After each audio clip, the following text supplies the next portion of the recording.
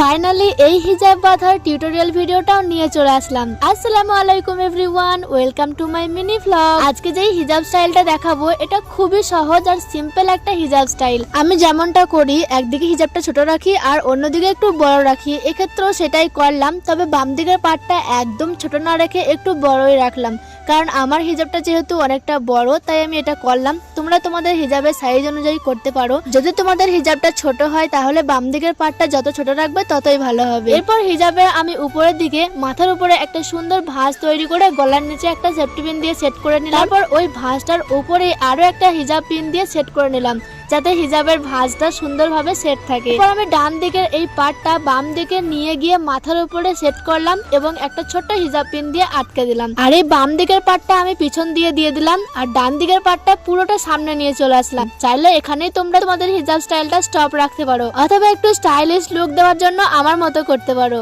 আমি এই পার্টটারই একটা কোণ মাথার উপরে নিয়ে ফ্লাওয়ার ডিজাইনের মতো করে ছোট্ট একটা হিজাব পিন দিয়ে সেট করলাম।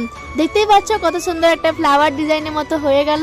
এরপর ফ্লাওয়ার ডিজাইনটা যাতে নড়াচড়া না করে এর জন্য আমি একটা ছোট্ট বো ক্লিপ দিয়ে সুন্দরভাবে আটকে দিলাম। আর ব্যাস হয়ে গেল আমার সুন্দর স্টাইলিশ হিজাব লুক। কেমন লাগলো অবশ্যই তোমরা কিন্তু কমেন্টে জানিও। যদি ভালো লেগে থাকে তাহলে অবশ্যই একটা লাইক কমেন্ট শেয়ার করে দিও। আল্লাহ হাফেজ।